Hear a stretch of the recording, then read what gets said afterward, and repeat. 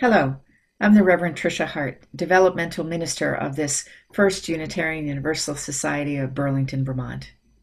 Thanks for joining us. Last Sunday, August 30th, we had an unusual live Zoom service with our congregation. We had invited a local Burlington-based spoken word artist and activist for justice, Rajnii Eddins, to come and interact with the congregation, to share some of his poems and to talk about them, and then afterwards to spend some time with the congregation as people responded, as people reacted, as Rajnii responded to them. It was a remarkable day. And I'm so grateful to Rajnii for coming and also for his agreeing to allow us to add his presentation here to our YouTube channel. I hope that you will watch it. I hope that you will listen. I hope that you will listen again if you feel moved to do so. But mostly, I hope that you will talk to others about it, and I hope that you will share it. Hello, my name is Rajnii Eddins, and I'm an artist, a performance poet, and an educator and facilitator. I've been performing my poetry for over 29 years. Today I'll be sharing from my text, Their Names Are Mine, which I use to confront white supremacy and to affirm common humanity. The first piece I'd like to share with you is called Middle Passage. I wrote this shortly after I turned 17. I was asked to perform for an event called a Maafa, where the purpose is to hold space and reverence for the ancestors who lost their lives during the transatlantic slave trade. And when I think about these ancestors, I think about them as some of the truest patriots whose contributions were their entire lifetimes. I had some hesitation about sharing the piece initially or creating the piece. I'd always wanted to write something in honor of the ancestors, but it just seemed too big. So when I was asked for this particular event, I felt like it was kind of a cosmic signal encouraging me to create something of value and affirming their journey and what it means to us today. So this is called Middle Passage. There should be oceans of tears. There should be oceans of tears. This ink is not my blood. What right have I to speak? What right have I to speak? Think my words the salty oblivion to swallow this globe, submerging continents. Mother's one perfect tear for her children.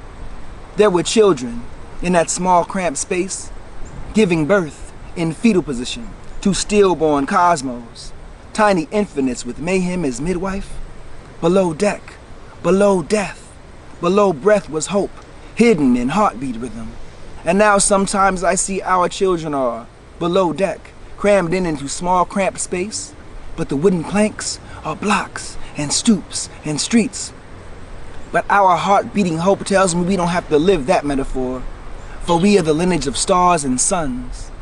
Look at the sky and see your reflection. Forgetfulness would have us think the oceans dreamt them. But galaxies do litter the seafloor. No one can ever take away our before. They sunk so that we soar. They hung so that we soar. They sunk and sung with tears in their lungs so that we soar. This is not a metaphor. This is not a metaphor. This ain't no metaphor. Middle Passage. I most often like to begin with the piece Middle Passage because I think it's very important to honor our ancestors and those whose shoulders we stand upon.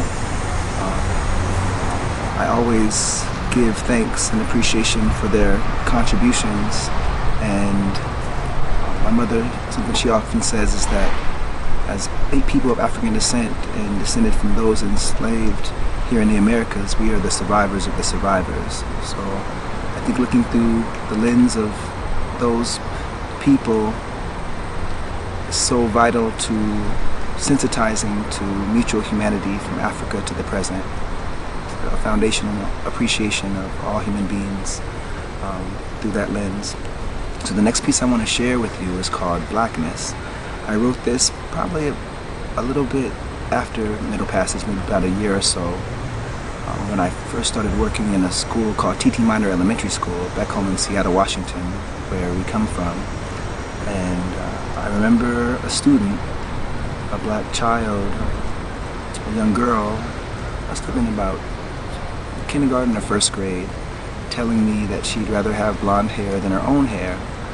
And I think that's something that's so disturbing, you know, that notion that we're not complete or valuable or vital or of worth as we are, you know, as the Creator deemed us to be, just by being naturally who we are. And so much of us suffer from that notion that we need to conform to be something other than who we are and how we show up. So when that's a divine gift to be your unique self. So this speaks to that understanding and recognizing the value of who we are and being at home in ourselves. It's called Blackness. Who am I? When you see me, who do you see? Who am I? When you see me, what do you see? Misshapen perceptions of blackness. Dance the speed of obsidian. Rhythmless oblivion. Mockingly grotesque. Malformed concept of a molasses mammy and her tall babies dancing gaily. Nooses strings sing the melody. Black breath can't scream when bodies swing. Days be just like minstrels dancing a jig, their feet so burning white, blistering hot that blood flow from their souls. Like the birth nobody knows. It ain't minstrel, but it streams strum such a purty tune. Drip drop so sweetly white it shamed the moon. Now the sound be white but the blood be black. Flow flood the mud to the desert smack. Its lips black hips and backs do sweat. Life stretched to gift death with its breath. Drip, drop, breath, stop. Drip, drop, breath, stop. And you are not you ain't hip hop, hip hop. The black blood blot splotched to despite being a blight. Water Snow White's desert appetite hatching this halo. Unholy spectrum of a sambo rainbow. Take a swig of my nigga swagger. Clay flesh lacquered blacker than sin, dark skin. It'll get you tipsy, topsy. Flip the corner opposite to be Rajnii and you'll stir down the well of my memory. Watching the ethos bubble in a frenzy. Eddies, echoes, the evil villain with the heart of black. Emerge from the darkness. Heartless black. Void, devoid, soiled, dirty, stupid, ugly. It was hip-hop. This is bloody ground. You smell the coppery cloying scent? Soil black is my royal tint. Hip-hop. I am a living urn. The ashes of my ancestors are my innards. Hip-hop. When I am night and I hold the stars, I thank you for this black flesh that surrounds my being. Nappy child, self-exiled, treasure the flesh that you're blessed in. When I am night and I hold the stars, I thank you for this black flesh that surrounds my being. Nappy child, self-exiled, treasure the flesh that you're blessed in.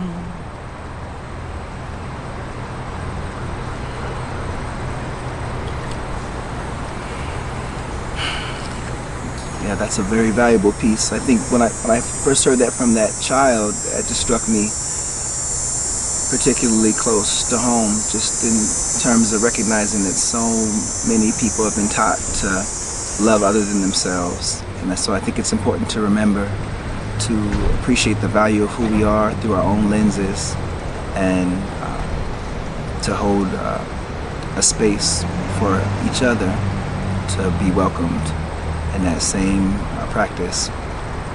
So the next piece I'd like to share is called Charlene Elias, and it comes from the experience of so many people. It particularly speaks to Charlena Lyles, a woman who was murdered by the police after calling them herself for a domestic violence dispute. They had knowledge already that she had a history of mental disease, and it never ceases to frustrate and anger me and confound me about how easily people are given to justify the taking of black people's lives, whether it be women, children, men, unarmed, in many different backgrounds and scenarios. You know, most recently we have those examples of George Floyd and Jacob Blake just this week, Breonna Taylor, so many countless examples of less than valuable understanding of the mutual humanity of black people. And this kind of speaks to that portrayal of black people as monsters, you know, that socialized, historical, and present day portrayal that many times justifies in the minds of people the brutal treatment that many black people experience and suffer. So I think it's a key bridge to our growing as human beings in terms of recognition of our mutual humanity, uprooting these dysfunctional, very twisted notions of grotesque origins, and seeing us through a human lens that holds us all accountable to stand up for human rights no matter who is suffering. So this speaks to that. It's called Charlena Lyles and Her Daughters Will Turn Into Wolves. Charlena Lyles and her daughters will turn into wolves. The moon will howl back and the sun will be your undoing. Emmett Till will come back as Elephant Man. He will whistle lasciviously at white women in broad daylight, and no harm will come to him. Sandra Bland will stand around your bed staring hungrily. Her gaze will change your heart to stone, or if already stone, then the rest of you. Jordan Davis will return. You will meet him in the gas station parking lot in your dreams. He will just purchase cigarettes and a pack of gum, and oh yes, his music will be playing very loudly. Yes, it appears we are monsters, demons with terrible resilience and incredible strength, and we are coming for your children. No handcuffs, tasers, or futuristic weaponry will thwart your doom. We are rock and roll, R&B, hip-hop gyrating colorfully through your black and white TV screens. It's too late. Michael Jackson already made Thriller.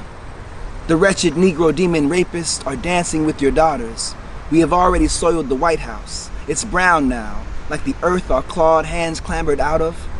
We have the dark, dignified audacity to breathe the white man's air, unapologetically. To look a white lady right in the eye, unfazed. To not stand for the hypocritical bullshit of white supremacy. Yes, the monsters are loose. We are claiming our lives matter more than just on Halloween. The next time you wear a Native American costume, you will be scalped and hung by the flag you hold so dear.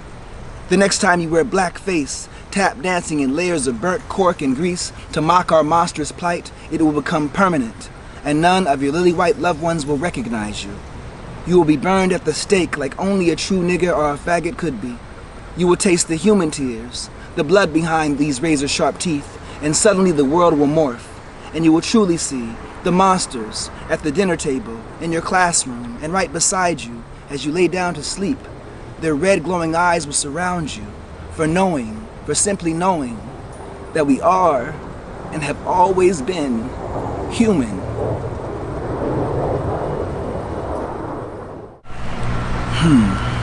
The next piece I'd like to share with you is called Advice for Police in De-Escalating Potentially Volatile Situations with the Use of Deadly Force. And this speaks to, again, the need to have a common appreciation of humanity of all people beyond false social constructs of race. It's the mutual appreciation of humanity from Africa to the present. So, advice for police in de-escalating potentially volatile situations without the use of deadly force. Pretend I'm white. Pretend white means human. Pretend white isn't silent and invisible. Pretend you aren't pretending. Pretend I live in your neighborhood. Pretend I'm your mother's bridge partner, your father's hunting buddy, the paper boy from across the street. Pretend when you see me, you don't see an animal. Pretend you don't believe I'm dangerous. Pretend your jaw isn't clenched, that your hands aren't sweating. Pretend we are human beings. Pretend you care about me. Pretend I'm white. Pretend I just shot up a church full of black people. Take me to Burger King. Pretend it's my way right away. Pretend I'm white. Pretend you would not put a knee on a child's back. Pretend your silence isn't a knee on my back. Pretend you weren't trained to see my skin as a threat. Pretend all lives matter to you, that you don't see my life as the color of my skin. Pretend it's not a full-time job to lie to yourself. Pretend you're not pretending. Pretend you can use a taser before a gun. Pretend you can use your body before a taser. Pretend you can use your words before violence. If I talk back, pretend I'm white. If I cuss you out, pretend I'm white. If I threaten your life, pretend I'm white. If I cooperate, pretend I'm white. If I'm pregnant with 3 children, pretend I'm white. Pretend white is a euphemism for something like human, something like worthy of consideration, something like free. If I have mental health issues, pretend I'm white.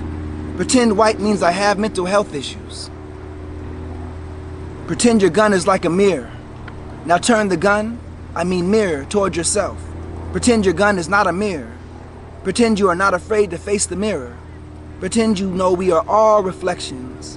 Pretend Tamir Rice was a grown man. Pretend you know both Jordans. Pretend Sandra Bland is still alive. Pretend white fragility doesn't cost people their lives.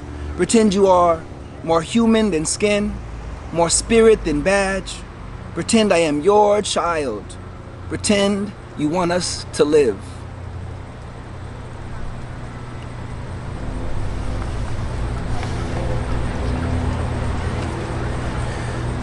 So that's an important piece to me as well. I think especially in light of the recent activities by local youth-led organizations like the Black Perspective, spending 24-hour vigils outside Burlington Police Department to hold space for officers to be held accountable for some harm they've caused to local citizens. I think until people are held accountable for their actions the same way we as citizens must be if we do harm, then there'll always be this mounting resistance and force for addressing the need to create avenues towards justice. So I think all of us have a role in our collective liberation. So thank you for listening to this piece.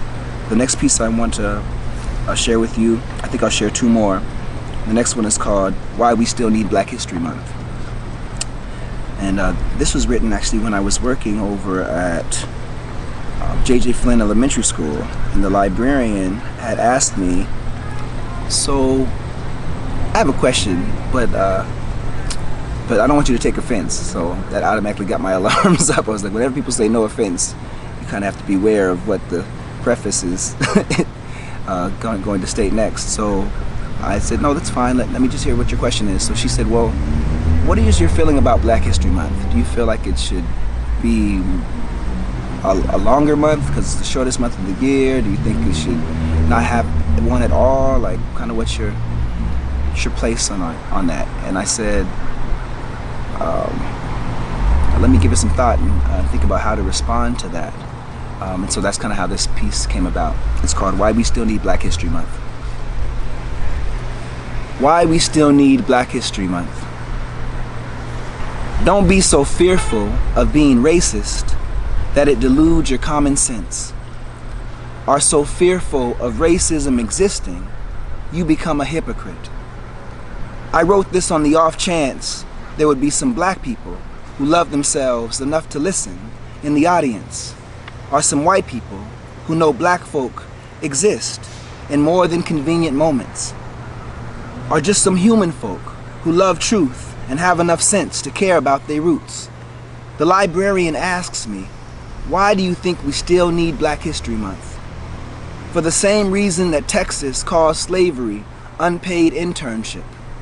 Because the evil of ignorance and racism must be vigilantly opposed, with truth, love, and sincere inclusion, because it was once Negro History Week, and for the children who daily see themselves through the lens of stereotypes, and those who only know television as relationship to black people and people of color, for my daughters who are growing and will not be choked out by the diminishing of our value, for the legacy of our people that makes American ideals a sought-for reality rather than a cliche banality, for you, for your spirit and conscience, so it doesn't putrefy in the delusion of denial and fear-made religion.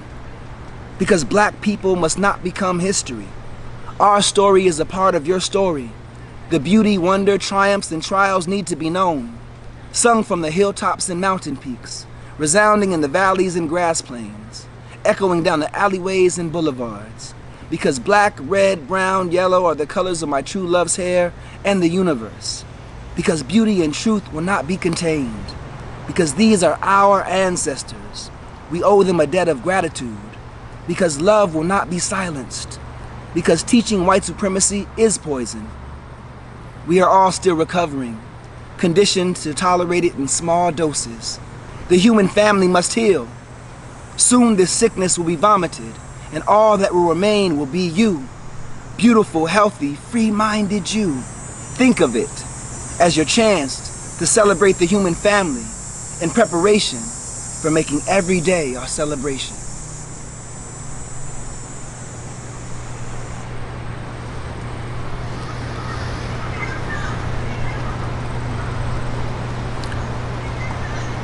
I'd like to share one last piece before we hold space for Q&A and dialogue, and I thank you and have to offer profound gratitude for you holding space to listen, and I hope that some of the things you heard resonate with you and that you find ways to acknowledge what that speaks to in your own story, because I know we can all benefit from radical honesty and courageous vulnerability.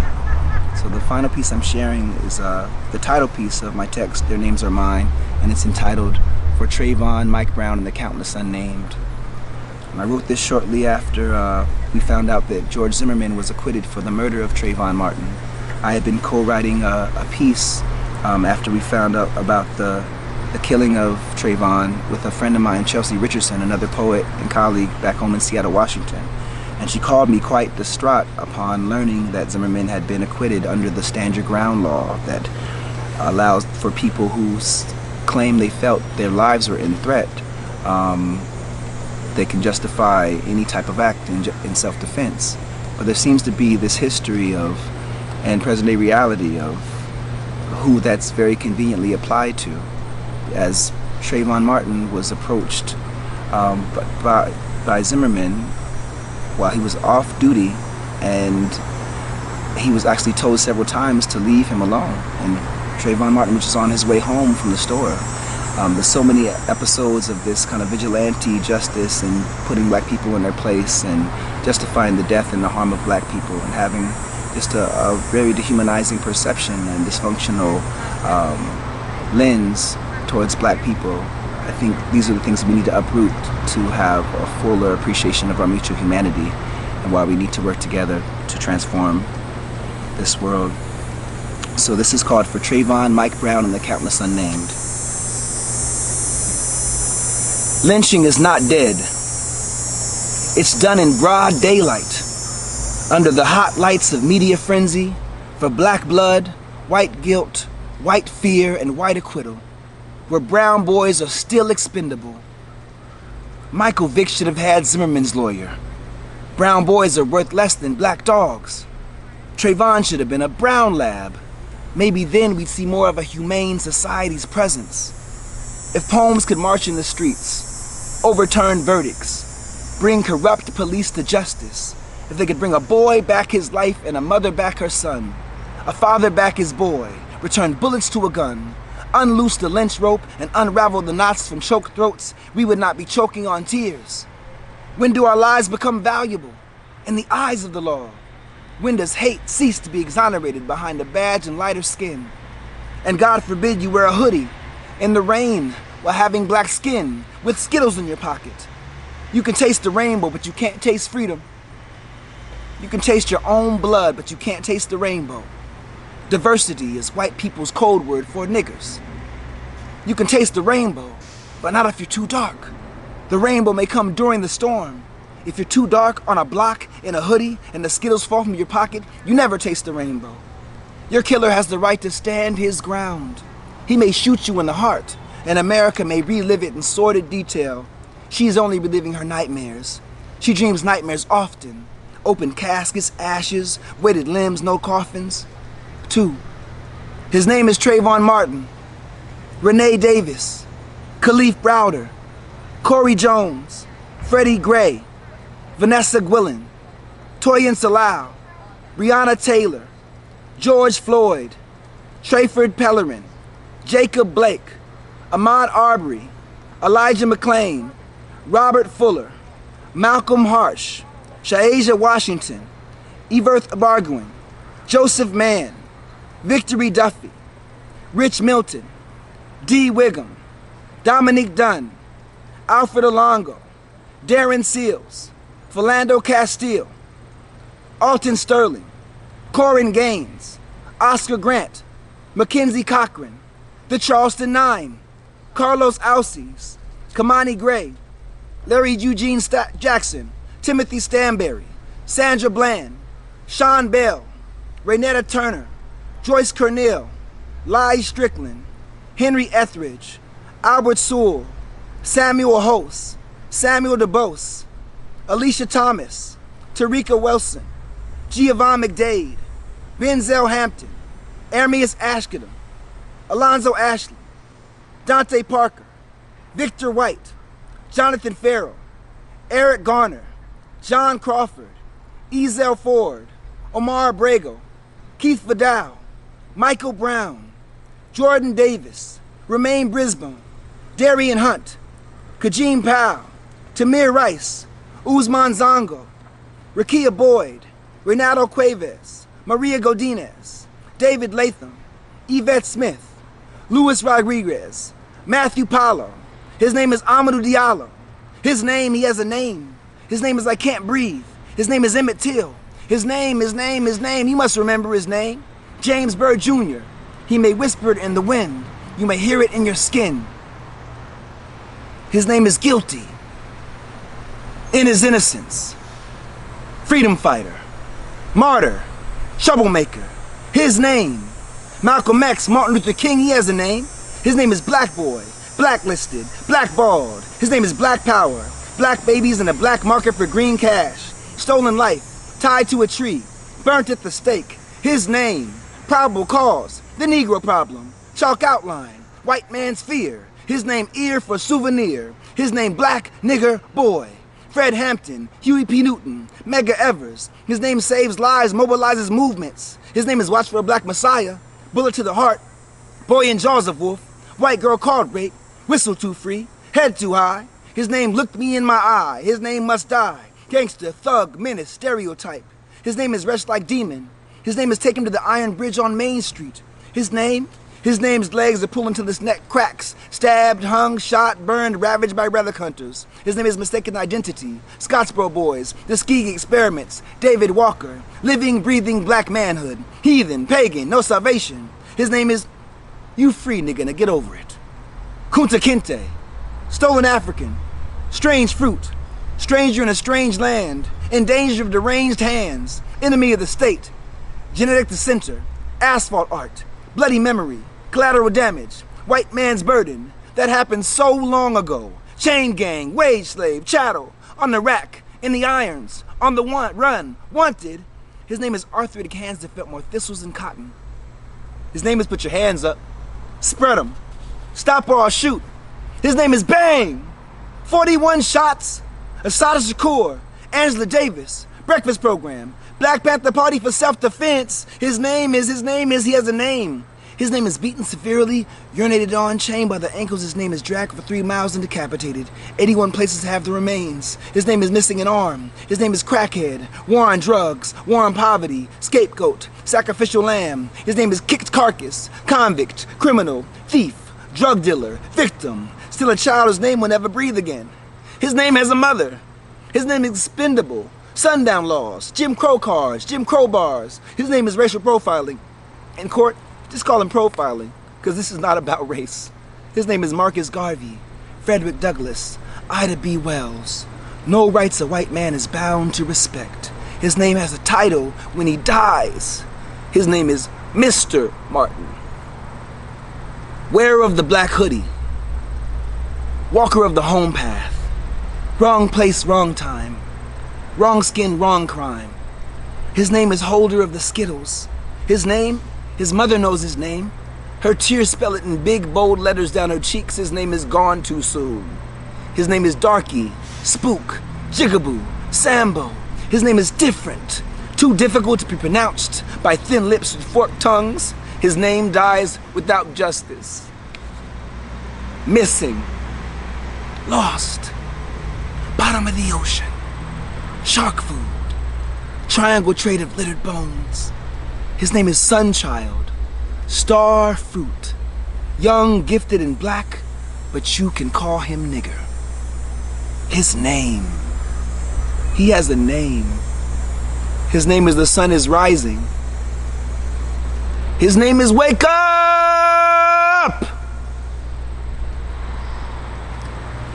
I know his name because his name is mine.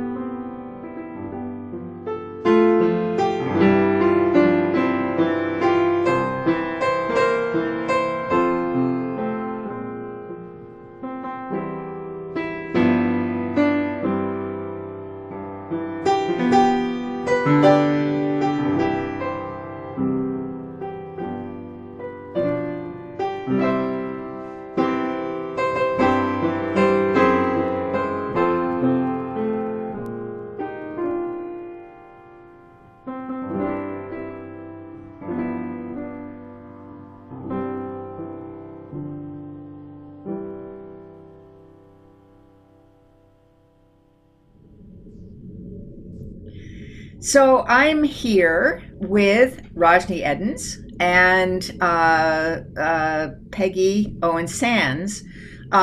We wanted to talk to you a little bit about this remarkable event that happened on Sunday on Zoom at the First Unitarian Universalist Society of Burlington. We had this service in which we included the presentation you've just seen that Rajnii gave of his work, recorded in the Memorial Garden at the Society. And what happened then was people were invited to respond. They were invited. Peggy, you had some wonderful prompting questions. What did this bring up for you? What in your own life did this call you to remember and try to understand? And the sharing that happened was really remarkable. And I think the reason that I wanted to do this video today is not only to give you all a chance, more of you, to hear Rajnii's presentation, but also perhaps to prompt in you the idea of sharing with somebody else what this has brought up for you, what hearing this poetry has brought up for you, and what it makes you think about you and your past and our present, and what might happen now.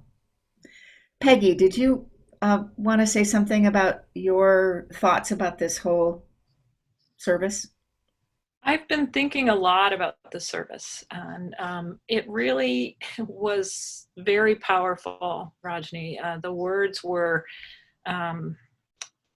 just like light in the darkness, in terms of guiding my thoughts to really thinking about my white supremacy, the benefits that I have, and how it is blinding me from understanding the perspective and the experience of people of color, Black and Indigenous people within our community and within the United States. And so by you sharing your words and your poetry, it really,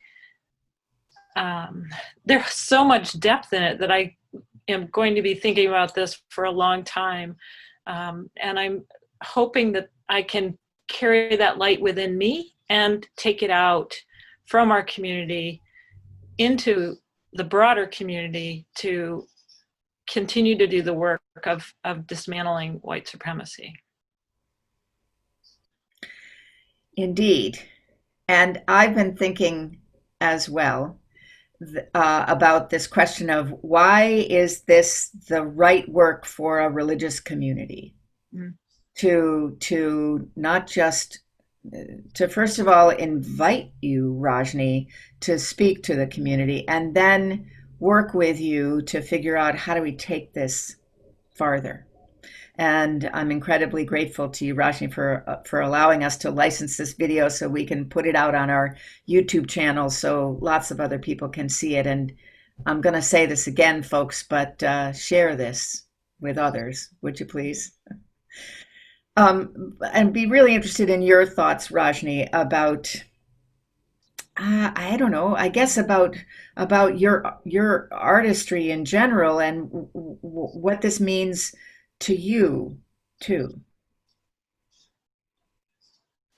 Definitely. I think because my art has to do with humanizing and sensitizing people to each other's experiences and stories, because it's such a heartfelt connection to me personally, being courageously vulnerable about my own experiences with the social construct of race, and knowing that that's a social construct, that's a fabrication, that we're all one human family, that it just speaks to me about the powerful role that artistry can have in terms of spiritually connecting people, the holding space for courageous vulnerability and radical honesty and dynamic sharing of story, and how we all share these wounds, not as white or Black or Indigenous or any other ethnicity of human, but as human beings fundamentally.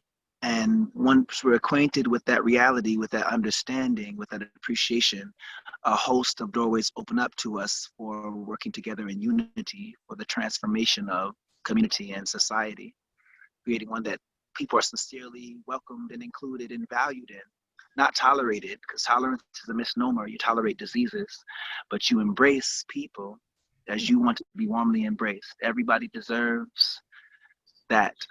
In the space of pandemic, it's even more medicinal. So you can't have embraces necessarily right now, but you have to do it in the ways that you're able. And part of it is embracing people for the stories that they carry, for the wounds that they've experienced, and holding space for them to heal. And that everybody as a human being has a role in this transformation of society and community. Yes, indeed. And that's always true. And in some ways, it's especially true today. Rajnii, would you tell everybody about what your life has been like in the last day? Oh my goodness. Well, to give a little background, uh, my niece, Zanavia Wilcox, she started along with some of her peers, organization called Black Perspective that's led by Black, Indigenous, and people of color youth, and a contingent of many white youth allies and accomplices. And they've been able to amass large numbers to holding space for people to demand justice for people who've been harmed by the police in our own community. And in response to the recent shooting of Jacob Wilcox, in line with a long litany of domestic terrorism towards people of African descent without consequences, it came to a head, and she led a demonstration to the police department as of last Tuesday, and vowed to occupy Battery Park in an encampment basis and a daily demonstration until the officers who harmed a brother some time ago are held accountable and discharged. Because as we know as citizens, if any of us harm someone else in the community, we'll be fined and will be charged accordingly, probably spend some time in jail. But for the officers, it doesn't make any sense that they're held to a less standard of accountability than us as citizens when they have guns on their hips and are supposed to be peacefully protecting and serving people, that they be allowed to have paid leave and then return as if nothing happened. And this just only fuels the resentment towards and understanding that there's a pathological denial of the same freedom that most whites experience to Black people and people of color. So it came to a head actually last evening. We've been marching 6 days and having that same encampment and overnight 24-hour vigil over the course of this week, when some citizens actively encouraged cars to drive through the youth, to drive through. These are students, white students, Black students, different ethnicity of students, mainly teens. And you have other citizenry who are members of the community actively encouraging violence towards people protesting violence. And it's a microcosm of what's happening in America. And it just shows that Vermont's not separate. We all have a holistic role in this transformation. I recorded it myself on Facebook Live, and I fully intend to spread it far and wide to the Union Church and different people in the community, because we all need to be empowered from this delusion, this disillusionment, that allows people to be apathetic or have a, well, that's not me approach or perception, when every human being present has a role and a responsibility, in my mind, in ensuring that we have actively creating a space where all people are welcome, all people are safe, where justice exists. So I was very frightened, for myself and for the youth's safety. I fully intend to continue coming to each rally and demonstration that I'm able to within reason, and holding space for them to speak their names, the many litany of names, to continue to keep that humanity sensitized, to recognize these are people with stories and they didn't lose their lives just so we could go back to sleep. So I think that, yes, it's frightening. It speaks to understanding that here in Vermont is not the idyllic paradise that people envision it to be. It's separate from America. Too many times we give Vermont kind of a carte blanche, off the hook approach, because we say, oh, Black people were freed here first, but they didn't free all Black people. Some people were kept in slavery until they were 18. There were clauses, and there shouldn't have been slavery in the first place. You can't literally free someone, because you can't, by a humane sense, enslave them. You just have to allow for the freedom of all people. So I think we're coming to a place, even in our communities, where things are reaching a boiling point, where it's on the integrity of the good conscience and morality of every human being present, whatever shape or form you find yourself in. Go within and do some deep-seated inquiry and honest, radical revelation about your own experience and what role you can play and what roles and what's already happening in the community. Because I'm sure everywhere there is injustice and there is a denial of human freedom, that there are people actively doing something. So it calls upon us to involve ourselves in the way that we're able to, doing some deep-seated assessment in the quiet channels of our own consciences, and seek there what is to be done. But I encourage everyone, I hold love and respect and reverence for human beings, even the people who wish us ill, because I know if they weren't suffering from that illness themselves, from prior wounds, then they'd be clear-minded that this is a struggle that everybody has an investment in. Indeed, a struggle that all of us are invested in, a struggle for our full humanity and for justice. Thank you. Thank you. Thank you, Rajnii. Thanks for sharing that story and And I agree with you completely that each of us has to look into the quiet of our own hearts, and we also need to talk to each other. So that's my hope, is that this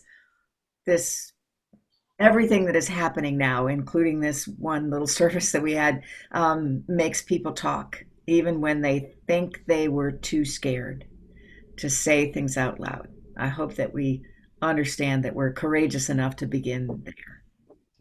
And I can't thank you enough for your help in doing that. My honor. Thank you so much for the invitation. I feel like the art, that's a bridge that we can hold space for each other and connect to a deeper part of ourselves, maybe that we were fearful to expose or was too controversial to speak on before. But everything that's happening right now is lending itself to the common understanding that it's urgent that we speak to these things with integrity and that we find ways to act in concert. And it is healing. It is painful and it is healing when we do that. So, amen. Amen. Amen. So in benediction, we have some words from Cheryl Herrick.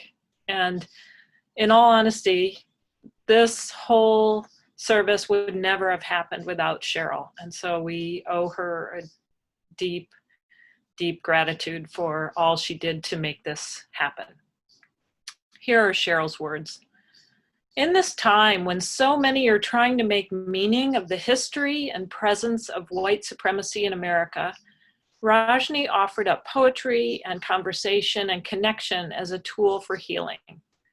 To be able to come together in openness and humility to learn from each other and imagine a world that we could share felt like planting the most beautiful seed. Here's to tending that seed in all the days to come together.